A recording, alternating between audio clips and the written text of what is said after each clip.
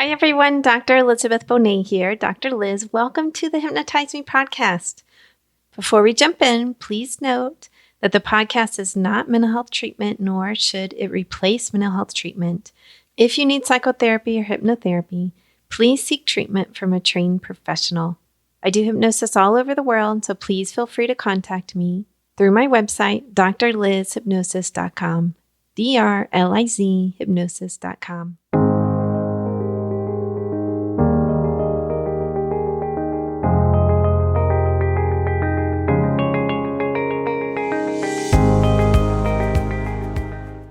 Hi, everyone. Dr. Liz here.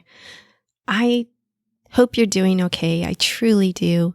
I am seeing an increase in my practice and talking with my colleagues as well, that people are really feeling anxious and depressed. So I hope that this episode helps you today, as well as the other ones on the Hypnotize Me podcast. I think everyone is feeling pandemic fatigue right now, meaning like we're tired. We're tired of having a social distance, having to isolate, not truly being able to hug and see our loved ones if they're older, not see all the friends we want to see, not be able to travel. So really, people are feeling very tired and often burned out and depressed and sad. So I want you to know that there is help out there, and this does not mean months and months or years of therapy. Okay, the way that I work, as well as Dr. Hahn, you'll hear today, is typically very quickly. Like, yes, both of us have longer term clients in our practice. There's some people I see for years, or they come back periodically for years. I really love that model. That's the model I typically use for myself, is I go in, I work on a particular problem, and then I feel good, and then I'll go back. There was a time in my life when I spent 8 years in therapy every other week, pretty consistently, but those times have passed for me. I'm more like I need it periodically. But there's also people who heal very quickly. And the type of healing that both of us do is typically on the very short end, right? Meaning a couple of sessions and people feel so much better. They get the help they need, they get back on track, or they're doing deeper healing. So please keep that in mind when you're thinking about getting help. I really do encourage you to reach out for it, whether that's through me or somebody else. Now, before I tell you about Dr. Hahn, I want to let you know that I am running a promotion. I am headed into the 5th year of the podcast, if you can believe that. And I would really love some fresh reviews on iTunes or on Google. If you do a review, take a screenshot of it, email it to me, and I will send you 1 or 2 masks. Now, I make these myself. They are double layered masks with quilting cotton and either another layer of quilting cotton or flannel on the inside. And they have fleece for the ear loop, so they're super soft. Your ears never get tired in them, like the elastics.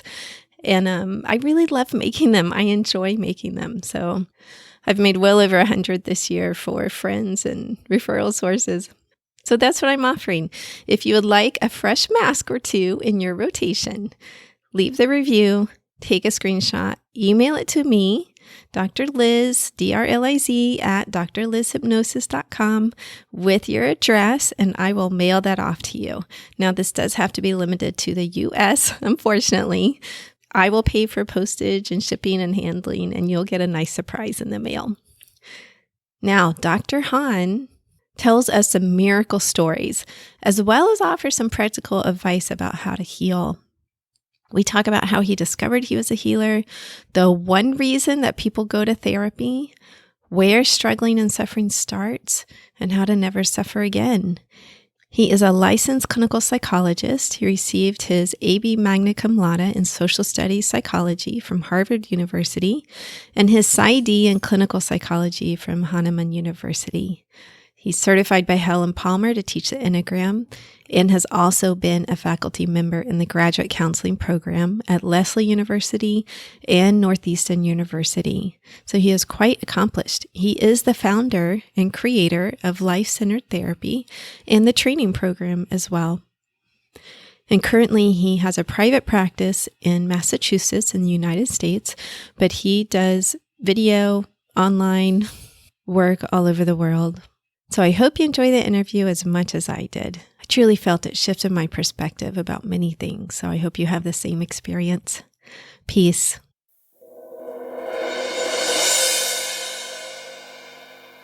Hi, Dr. Hahn. Welcome to the Hypnotize Me podcast. Hi, Elizabeth. Thank you for having me. I am really honored, and I'm really looking forward to this and to talking about hypnosis and sort of other ways of doing similar things, actually. So Absolutely. I'm really excited. Yeah. Yes. So why don't you give the listeners a short history about your path and how you found this technique? It's a guided self-healing. Well, we actually now call it life-centered therapy. We changed our name from guided self-healing 3 Oh, years ago. We started calling it life-centered therapy. So we're actually, that's our website, is lifecenteredtherapy.com. Guided self-healing for us is we do trainings for people who aren't interested in being practitioners, and we call that guided self-healing. got But it. the umbrella is called life-centered therapy, and when they do, if it's more someone who wants to learn how to do it with other people also, that's that. Okay, so the second one is more for professionals. A little more for professionals, Okay, and the first one is a little bit more for people who are sort of seekers who want to do their own healing. got And it. that's, we do those things. I'll tell you a little of my background, okay? I'll try to do this. I'll give you a fair amount of my background as quickly as I can. All right. My training, I'm a licensed clinical psychologist. I got a PsyD in 1985, okay? And I was always a little bit edgy, and as a PsyD, I get all kinds of trainings, although I skipped the one class on Ericksonian hypnosis to my eternal regret. But anyway, Right. but I didn't know about that stuff back then, 35 years ago, so it was kind of new. And then a few years after that, I had something like an opening. And I started having what are non-rational experiences, like telepathic experiences and psychic experiences. And it ended when I visited a friend who was on spiritual retreat. And the very short story is she fell the day before I got there and hurt her ankle very, very badly. And it was discolored and swollen, and she was in very bad pain. And she had gone on spiritual retreat to a place called the Self-Realization Fellowship in California, and had given up her whole life as the fourth highest person in the UN. And I said, that's interesting. I have to visit her. So she took me to this beautiful place, and we did this heart chanting service for an hour and a half. And then we were walking around the holy grounds, and we get to these two benches, and she says, you're going to have to carry me out of here because I can't walk anymore. The pain is too great. She'd been sort of leaning on me. So she sat down at the end of one bench, and I sat down at a very strange place, which was the end of the other bench, which I had to kind of circumambulate so she could put her foot on my leg. I wanted to be able to elevate it. And when I sat down, I was flooded with energy, light. It was like not the sun, because I knew where the sun was. And this was far more intense and far more diffuse. And I just told her to give me her ankle, and she gave me her ankle, and I just rested on my leg, and I just started channeling the light through my hands to her ankle for about 5 seconds. And then I had a sense we were done. And at that point, she said, you know, I can read auras, don't you? I didn't know my friend at the time was an Indian mystic. And I said, this is in 1991. I said, Roshan, I'm a nice Jewish boy from Boston. What do I know from auras?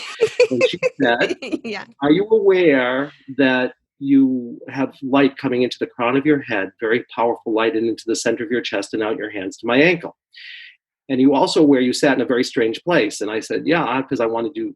Well, she said, you sat in the seat of the healer where no one virtually ever sits. And I said, I can't see that light, but I know it's there. And then we looked down, and there was no discoloration. There was no swelling. She got up, there was no pain, and she walked out of there. And I sort of said, we're not in Kansas anymore. So then I started to study wherever I was led. And I took mystery trainings and hand-on healing trainings, and I studied the Enneagram deeply, and I studied psychosynthesis and regression trainings, past life regression trainings. I studied all kinds of stuff. And that happened for about 2 years. And then 2 years, I didn't know that was the end of that. And 2 years after that whole incident, an acquaintance said, you have to go see this woman. She's doing miracles in New Jersey. And I was open to miracles any place.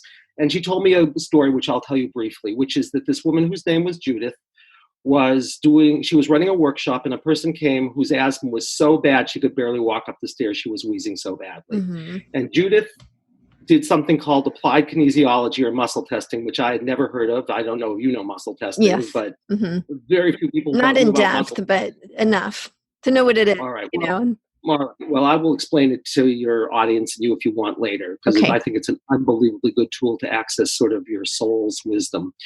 But she's doing this muscle testing that I never heard of. And then it says that this woman's supposed to tap all over her body while she is telling a story. And she did that. And then she walked out. Judith said, why don't you walk outside and see if you feel different? Because the muscle testing said her asthma had cleared. So the woman walks outside and starts to walk and then starts to run. And she runs up and down the street, and she came back and she was exhilarated but entirely winded. And she said, well, that's not a big surprise because I haven't been able to run a step in 7 years. So I thought that was a pretty wild story. Yeah. Okay? Yeah. It turns out that Judith lived 10 miles from me, and Judith was just starting to train people. And Judith had no psychology background at all. Uh-huh. She was a neurobiologist who had studied NLP and then found this amazing teacher in California whose name is Mary Louise Muller, who was a craniosacral therapist who developed a protocol. And Judith built on that protocol and added NLP and tapping because she was one of Callahan's original students. If you guys know Callahan, if you don't, he was sort of the originator in our world of all of the acupressure interventions. He was just starting out, and Judith was one of his first students. And then Judith did her own work on loss and violence trauma. She did her own original research. And she took all that stuff and made a protocol out of it. And then I met Judith, and I was this soul psychologist who had all kinds of backgrounds in everything you could imagine in psychology and Eastern mysteries and energy and regression trainings and everything. And she and I put our work together in the beginning and worked together for about 2 years and sort of mapped out all of the themes that one could get stuck in as we could do it in the universe, sort of universal themes, sort of things like neglect and betrayal and not being able to let go, or non-material themes like traumas that are around curses or superimpositions, which are demonic energies. Anything that we could find, we mapped. What do you mean by mapped? We started to say, where are these universal themes that people might not be aware of that would be underlying their traumas that they may have no clue about. And we started, and I knew a lot about myth, and we started just doing research on our clients. And she'd say, Judith was a great researcher, but she was sort of like bottom up and I was top down. So she would say things like, I'm seeing this, this, this, this, and this, and it looks like a death wish and a grudge put together. And I'd say, no, that's the theme there is betrayal. But it looked like out of so we would build together this whole thing that sort of like was mythic. And anything that people got trapped in that they may not have ever thought of, or, they may come in and say that they're anxious, but it may be that their problem isn't their anxiety. It may be that they betrayed a trust. And so working directly on their anxiety. So then you're bringing in like ancient myth, archetypes. Everything. Parts, everything. And we mapped it all out. But Judith and I are sort of different. Judith is more of a medical model scientist, and I was more of a soul psychologist. So we sort of, with some love, went our separate ways. And that was the beginning of what I did. And that was 24 years ago. And then I started training people. So that's the background of what I did. And what I do is very simple. That is fascinating. Right before we get to what you do, it's really interesting because I think a lot of psychologists go into graduate school, if you're talking about traditional graduate school, with a very like logical mind, right? Like it is about logic and science and research. And still today, I think, unless you're in more of an alternative school, it's so much about research-based treatment and research this and research that and double-blind studies and all that stuff. And I love research personally. But what I found is that when you bump up against the spiritual healing, right, against energies and this, like when you have a direct experience of it, it's a shift that you can't really deny even more. I mean, I guess some people choose to deny it, but that's what I'm hearing happen to you. You started having these direct experiences. This is undeniable what's happening. Yeah. Yeah, they started much younger than that. I didn't give you my whole history, Okay. but they started when I was Okay. very young. I started having those kinds of experiences, but they culminated after graduate school. They culminated in the one about this healing through touch. I mean, Yes. when I was very young, poems came to me that couldn't have been written by a 9-year-old because they were from the perspective of grandfathers. Or my parents were throwing a big dinner party for someone one day and they were all laughing, and I walked into their dinner party and I was wondering why they were laughing, and they said because what the guy who was the dinner party was for was a big time radio talk show host, and they were all laughing because someone was on the show and they were talking about ESP and they were all poo-pooing at that. They were laughing. And I said to them, I was 11, I was kind of weird. I said, well, if you could see and everybody else couldn't, how would you prove to them that you could see? Great question, right? I thought so too, but they Yeah. couldn't answer the question, so I walked out of the room. Got it. Yeah, I had someone ask me the other day, she said, did doing hypnosis change what you believe spiritually? And I said, Mhm. absolutely. Absolutely. Yeah, Because yeah. there's certain experiences that people have, and I myself during hypnosis, that before I had it, I was like, I don't think so. I don't think that happens, And then it's like, well, I guess it does, So, I hear you. so back to what you do. You said what you do is very simple. All right, so this is what I tell people, okay? I tell people, I say, I can tell you in 1 minute, I believe, why people go to therapy, what therapy does, and how it does it, okay? So this is what I would say. If you come for anything, I don't care whether it's physical, like chronic fatigue or chronic pain that nobody can understand, or autoimmune disease, or mental, like anxiety, or emotional, like depression, or bad relationships or alienation, and you're suffering, I'd say it's only one thing. People go to therapy for one reason only, I think, which is that there's something that couldn't be handled and integrated. If you Hmm. can handle and integrate everything, you will never suffer because you'll be able to say yes to everything. True. So the only reason you're coming is something couldn't be handled and integrated. And so every symptom you have, you will discover, while it really stinks on an ego level, is a clue to the thing you couldn't handle and integrate. That's the first Hmm. thing. Hmm. The second thing is that, well, so what's therapy? It's simple. It's just mastering what couldn't be handled and integrated. That's what Yes. therapy is. Yes. Okay. Then I think it's very easy, and I'm going to tell you why I don't exactly do hypnosis anymore, although I Hmm. think I'm a good hypnotist. When something can't be handled and integrated, in that moment, a sensation is born, Hmm. a discomfort in the body. So I would say every problem that you're suffering about has an associated discomfort, Hmm. and every discomfort you have in your body is a narrative. A narrative. Okay. Okay. So if what you could choose to do was face the thing you couldn't handle, which only means that you would choose to bring all your awareness to and focus all your attention and become the discomfort, then it would be sharing its story. It's not your story, it's its story. I never talk to people, I never regress people because they don't know.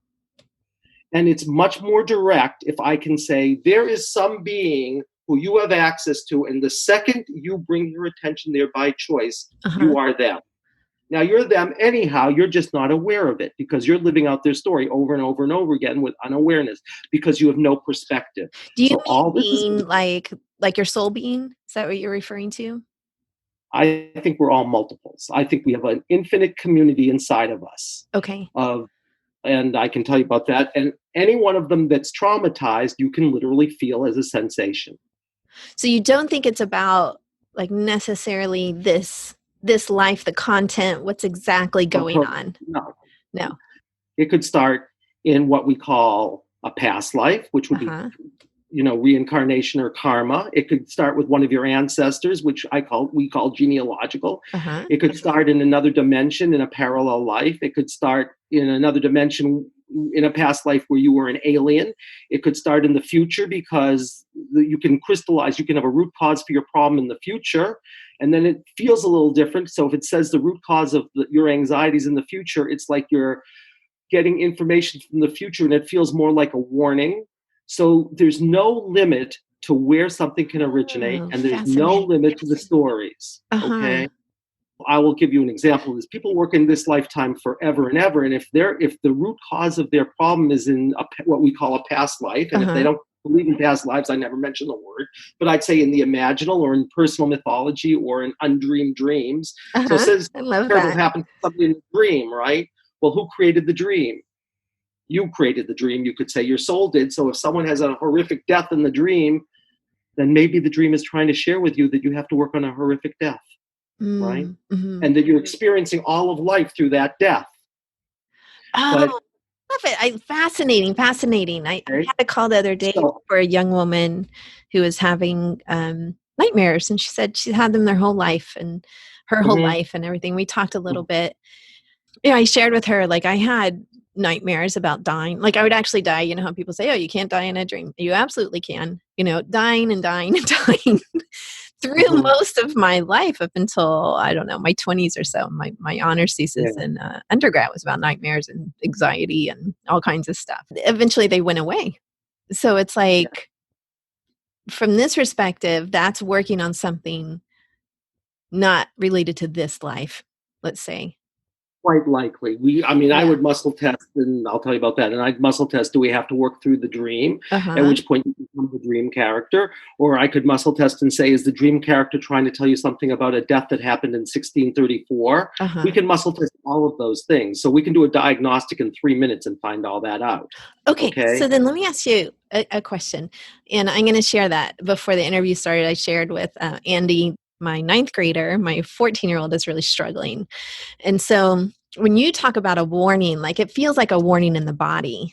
You know, it feels Mhm, like woof, right? And when you say it's not your story, because sometimes, you know, my mind went to, oh, I had postpartum depression and it's a risk factor for kids for later and all that stuff. And it was like, well, but there's nothing to do about that. It's not like I can turn back the clock and not have postpartum depression.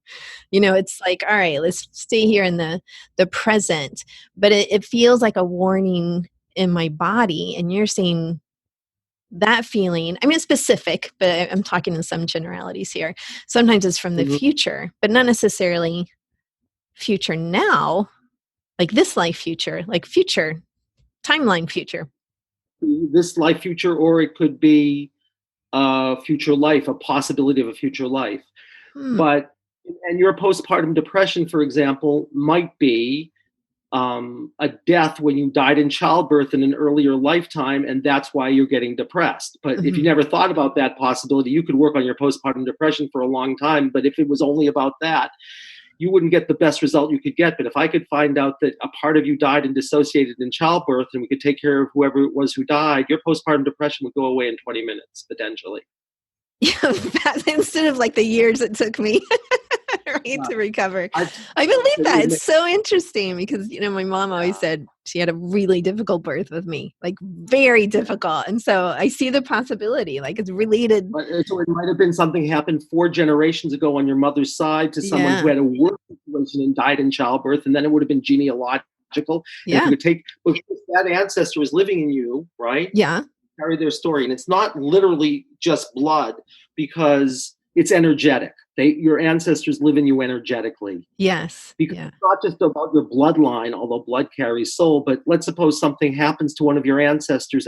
Let's say something happened to your great grandmother, and it happened after your grandmother was born, but it still may be affecting you. So it can't just be the blood, Yeah. because in that way, it would have been happening. The story would have happened after your grandmother was born, but you could still play out that story over and over and over again Yeah. Yeah. Until it's healed, you're saying, until it's healed. until it's, well, yeah, except for the fact that it's often, I mean, if it's one story, it will heal in 20 minutes. Uh-huh. And let's say your daughter has one story of a traumatic death when she was a teenager in another lifetime, Mhm. let's suppose, which happens a lot. A lot of people have very awful deaths that they try to master in this lifetime. Mhm. And I could tell you stories about that that would really make you amazed. But if you can handle that one story, you can get symptoms going away. I'll give you an example. Okay. I Well, I was have a doing a, question for you. Does go ahead. does the person, like you were saying, you know, you don't mention past life if someone doesn't believe in past life, right? It's like Mhm. typically I'm assuming that the client's coming to you, there's a belief that's going on, that this stuff is relevant, that they believe in it, that it's going to help their healing, it's going to help their progression spiritually. But Yeah. what if someone doesn't? Like my daughter. I You know, never, I can hear her be like, "Oh, mom, you and your woo woo stuff," you know? my job is to talk to anybody in their language. I can talk to the most traditional doctors, I can talk to the most traditional psychologists, and I can talk to the most traditional teenagers. Uh-huh. I'll find a way that they'll buy it. Got If you it. say you don't believe in past lives, I'll say there's a part of me that doesn't believe in it either, so big deal. Then Got it. I'll find language that works. Like if your daughter dreams a lot, for example, I'd say, well, say something really bad happened in the dream, but you weren't the main character, but it still really happened. Uh-huh. Well, could that be something about you? Mhm. Or if your daughter likes myth, I can say people have their own mythologies. And when you have a myth, who created the myth? It was people. And in the myth, Yeah. terrible things happen. Yeah. Or I'll say it's imaginal, like play therapy for kids, except you're not a kid, but we're going to call it play therapy. If someone's really scientific, I can talk to them about the science of past lives and how you might do it and all the research that's been done. Your belief systems are none of my business. My job is to find a way that you'll say yes. And the reason you'll say yes is I'll say, let's suppose it's all a crock of shit, Uh-huh. right? And let's suppose I do one session with you and you're really skeptical, but you're open to trying anything once because you're desperate. And let's suppose after 20 minutes, your major depression goes away. Do you think you're going to care whether it was literally true or not? No. Yeah. Because you're miserable. And if you're not miserable, you'll say, I don't know what the heck that was, but something changed because I don't have my major depression anymore. Right. And then people get curious, like, why is this story that happened where a woman got her head cut off in, revolutionary France, and I've been depressed for years and I've tried everything imaginable, including hypnosis, and I couldn't find anything. And then in 20 minutes, it goes away. Yeah. Okay, I got it. Yeah, I believe it. I don't know if you're familiar with David Burns, the author of Feeling Good, he just put out a new Feeling Great. He's total CBT based, right? But it reminds me of the same type of thing from almost a complete opposite spectrum. But he will say he can talk to someone for 2 hours and they work through it and everything. And like a 20-year depression will lift. Yeah. And be gone. Right? So we can teach anybody how to do it for themselves or for somebody else pretty quickly. Uh-huh. Because it's very simple. The core of it is very simple. You just have to find out what the real intention is. You have to find out where it originated, because everything after that is an echo. And you have to find out if that being, whoever that being is, who's traumatized, needs anything other than just to share its story, while you are not just identified with it, but choosing to identify with it while you're witnessing and holding it. And then you go from being the one who's reenacting that story unconsciously over and over and over again to the one who is remembering that story. And as soon as that happens, you're free. That's all it takes. It creates psychological space with it. Like you're no longer identifying with it. Exactly. That's all we're doing. And the way you do that is you choose to become the body sensation. That's why, I can tell you this, having done both, because I start talking to people and they go into trance. I mean, like, I'm a natural hypnotist. Yes. I went to my first hypnotic training. The guy said, "Why are you here?" It's like, you talk to people and they just like go into trance. You don't even do anything. Yeah, I've had the same feedback. It's so funny. But I will tell you something. Think about it this way. When you're putting somebody into trance, right? First of all, you're still talking to them, right? Yeah. And you have to regress them. You have to find a way to regress them, and you're still talking to them. Okay? Yes. Now, what I'm going to say to you is, let's suppose there's a body sensation, and I say, choose to become the body sensation. You're there right then. I'm no longer talking to you. I'm talking to that person. And I can tell you, in my experience, there's an immediacy about having them become the body sensation and focus on that, which has a hypnotic element to it, except that I'm not hypnotizing Elizabeth. I'm having Elizabeth find who is here right now. Yes. And because that's the case, now let's suppose I regress Elizabeth to age 2, right? Elizabeth might then still become age 2 and then get re-traumatized. It's possible. But if Elizabeth chooses to find the 2-year-old Elizabeth that's here right now as a witness, Elizabeth cannot get re-traumatized. I've been doing this for 26 years. Only one person got re-traumatized, and that was because it was my fault. I mean, I was getting a little arrogant, and he was, of course, DID with psychosis, but I thought I could just do it. Which is, for the listeners, that's a dissociative identity disorder, which they used to call multiple personality disorder. So, and he was clearly that, and he had psychotic features, and I was... And I built in a second level of safety after that into our protocol. Yes, and I think it is, and I do want the listeners to know, it is a hypnotist skill that we're not here to re-traumatize you. And that is my responsibility. right? To create Right. distance while creating healing and getting the information we need and do this, but not for you to be back in the trauma. What I would say to you, in my experience, Elizabeth, the best way to create that distance is to have the one who's the witness choose to become the body sensation. That Yeah. intrinsically creates distance. Then you don't have to say to somebody, find a place that was safe for you, or any of the things that I know hypnotists do to try to get somebody to feel comfortable. I just say, become the body sensation. Everybody can do it. There isn't one person I've had in 26 years that can't. And then they can go into the most horrific things. And even if they're kinesthetic and playing it out, they know they've chosen it as opposed to the reenacting it. Absolutely. And so after Yeah, I'm back. I love it. It's fascinating. You know, the longer I do this, I feel like the more I learn. And I had a session last week, Friday, wasn't last week. It's not even been a week. It was Friday. And we're recording this on a Monday, where she had me become the sensation. And it was absolutely so transformative, informative to me. Like something that I really thought wasn't about me, but I know I was struggling with. I was so clearly, I was like, oh my God, that is clearly about me. And then, so I would say if your listeners got one thing from today, if it's when they have any kind of thing they're suffering about, if they can scan their body, find the sensation, choose to bring all their awareness to it and focus on it so much that they become the sensation. So you're no longer Elizabeth. Your new name is going to be pounding chest, and then just get receptive. I will guarantee you that you will get a good result. I guarantee it. That's all you did. Yes, I think, well, I'm imagining that someone has to feel comfortable doing that. Like there may be some fear associated with that for some people. So is it the guided self-healing teaches them how to do it in a way that feels safer to them? See a therapist versus do it themselves. That's what I'm wondering. Well, they can do it themselves or see a therapist, whatever they like. This gives them a skill that they can use for themselves. But if they feel like they're over their head, they can always come to a therapist. And if they're over their head, that probably means they were drowning in a past life or something. But because everything is literal, right? We've trained a lot of people. It just says that you can have a skill. I mean, we've trained a lot of lay people who then go and do it for themselves and do it for their friends and do it whatever. It's like. But the only thing about the sensation is if you can find the true intention, I'll give you an example of this. If you can find the true intention, you get a more simple, powerful result than if you just become a sensation without knowing the true intention. Now, I'll give you an example of what I mean. Let me give you a simple example, and then I'll give you an actual case. Let's suppose you come into my office, a car backfires, and you have a panic attack, let's suppose. All right.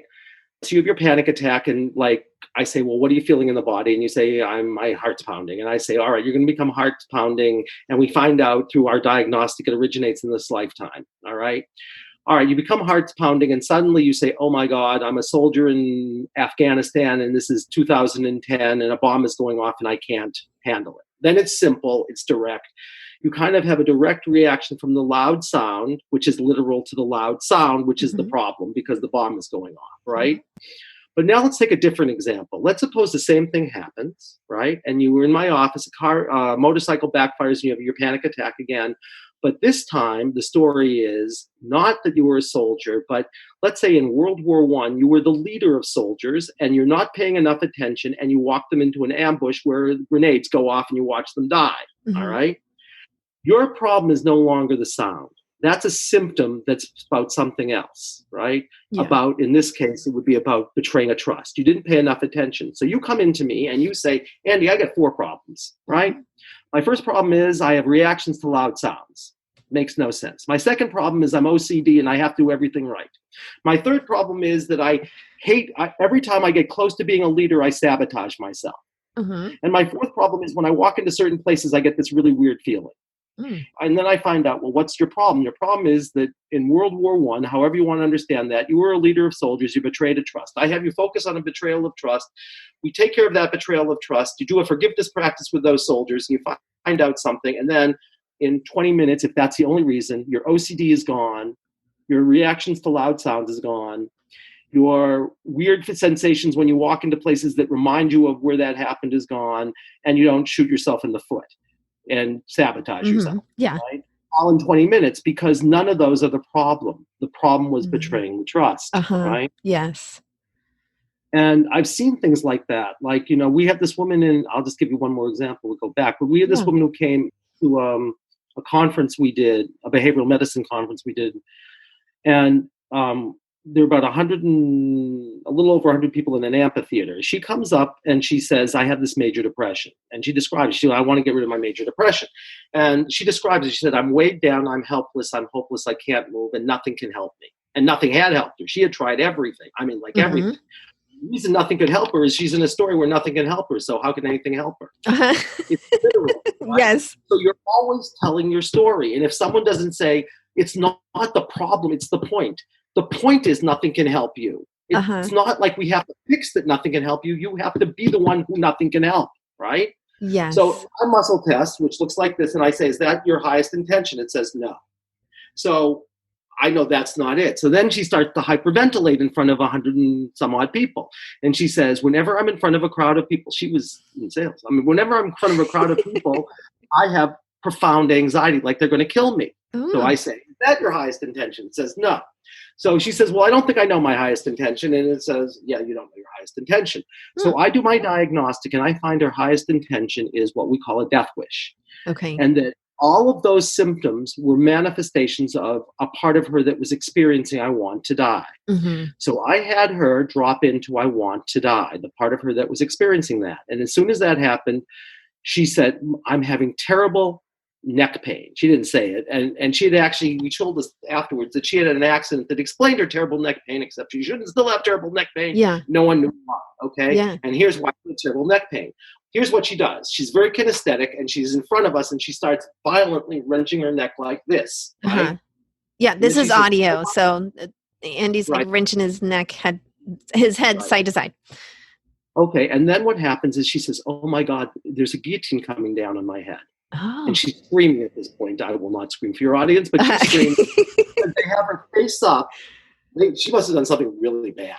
She had her face up without a mask on. And she's watching this thing come down. And she's weighed down. She's helpless. She's hopeless. She can't move. Nothing can help her. Yeah. So she went to all these therapists. And she's kept saying, nothing helps me. Nothing can help me. And they would think that's a problem. I'd say it's not a problem. You're just reliving a story where nothing can help you. So you can't step outside. You can't comment on your story. Everything is part of the story and everything is literal. So if someone says they can't help you, all you have to do is say yes. And, okay, because that's nothing can, and that way it's kind of like hypnosis, except it might be hard to find in hypnosis this past life, right? Yeah. It might be. Okay, but I could do the diagnostic. She already knew it was a past life. So she's screaming all this, and then she says, I must have died. So we know what her problem is. She dissociated before she died.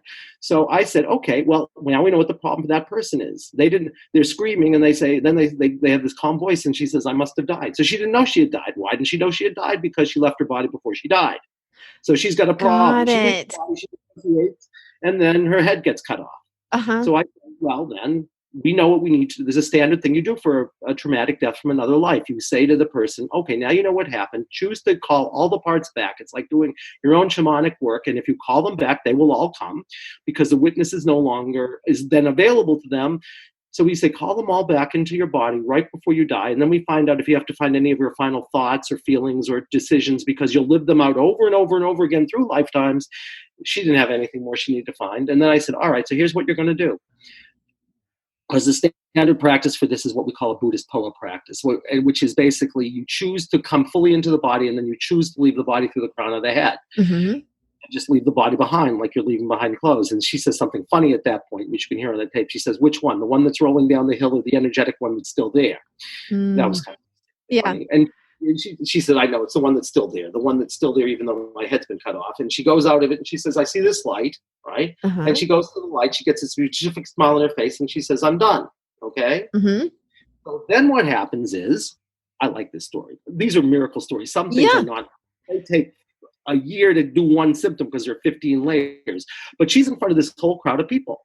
And they start asking her questions in the amphitheater, and your audience can't see, but she starts turning her neck from side to side to answer the questions. And at that point she says, this is impossible because I can't move my neck this much. And if I could, I would be in excruciating pain. And then a little while after that, she says, wait a second, this is really weird because I should be thinking you guys are all going to kill me, but I'm having a great time and I'm laughing with you. Fantastic. And then she says, like, I feel light. I don't feel weighed down anymore. And of course, she was last scene was screaming is like, she's screaming at God. She's saying, how could you have done this to me? I was a good Christian. She was Christian. And she said, I'll never believe in you again. And she's very spiritual, but she never feels the presence of God. She said, I can even feel the presence of the divine. That took 30 minutes. And I saw her the next year, and virtually all of it held. Wow. Wow. So when you have one story and all of your symptoms are around it, it looks biblical. Now, if you have one story and there are 15 layers of it, it looks like it takes a long time. So I had a woman who had a blood draw. That's all she wanted was her blood draw. And that took us over a year because her blood draw took her to, I mean, if you think about a blood draw, well, what's a blood draw? You stick something, something is stuck into you, in this case by a man who's older than you are. Yeah. And he sticks something into you, and then blood comes out of what he sticks into you. And of course that put her into a total trauma because she had a blocked memory to really horrendous sexual abuse when she was 4, which he found out. And then that back then, which was 25 years ago, I had to have her tap the whole thing out, and that took 6 sessions. And then she found a lifetime where she betrayed trust because she had power over people.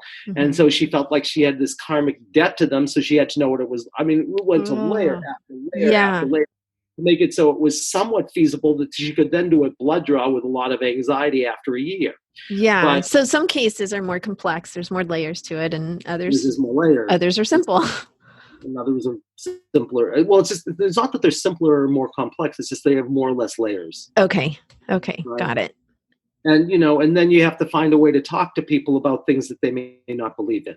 But I mean, if your story is like, your tinnitus and your hearing loss is what we call an extraterrestrial implant, I might have to find a way that you can live with that idea, which I'll just tell you what that might feel like. But you can still feel the implant in your head, and you can still see the little man who put it in your head, theoretically, and you can still know that it was done because you said you put out this prayer to the universe that you thought you were about to hear bad news and you didn't want to hear it, all of which you've not remembered. And then you can say, oh, and now I see them putting this thing in my ear, and now I have this buzzing. And then you can ask them to take it out, and they take it out, and then your tinnitus goes away. And like, you don't have awesome. I get a lot of tinnitus calls. So now I'll refer them to you, Andy. But just have them feel, I'm not saying all tinnitus is extraterrestrial. Yeah, I understand that. It's just an example of one.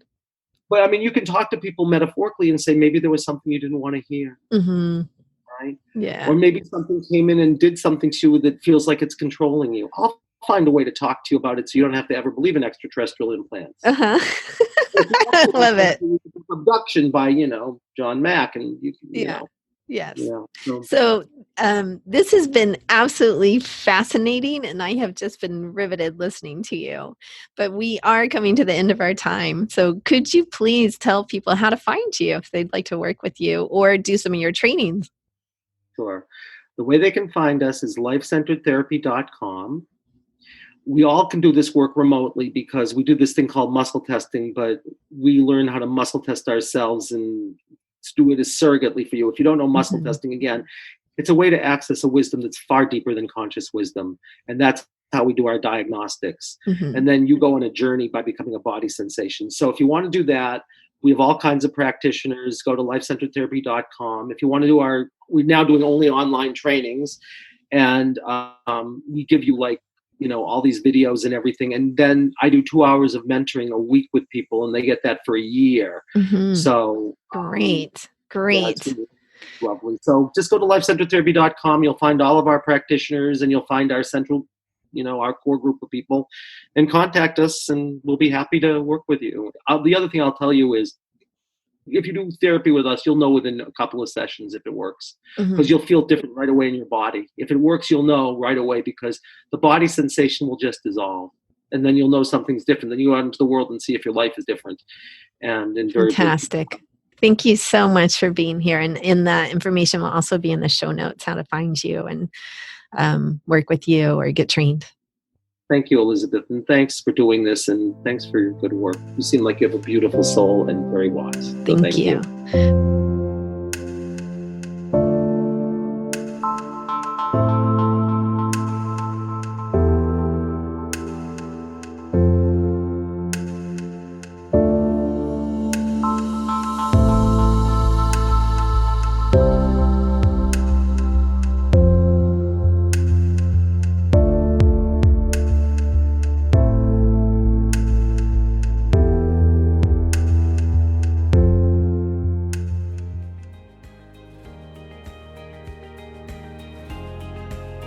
I hope you truly enjoyed today's episode. Remember that you can get free hypnosis downloads over at my website, drlizhypnosis.com, DRLIZ hypnosis.com. I work all over the world doing hypnosis. So if you're interested in working with me, please schedule a free consultation over at my website, and we'll see what your goals are and if I can be of service to you in helping you reach them. Finally, if you liked today's episode, please subscribe to the podcast or tell a friend. That way, more and more people learn about the power of hypnosis. All right, everyone, have a wonderful week. Peace.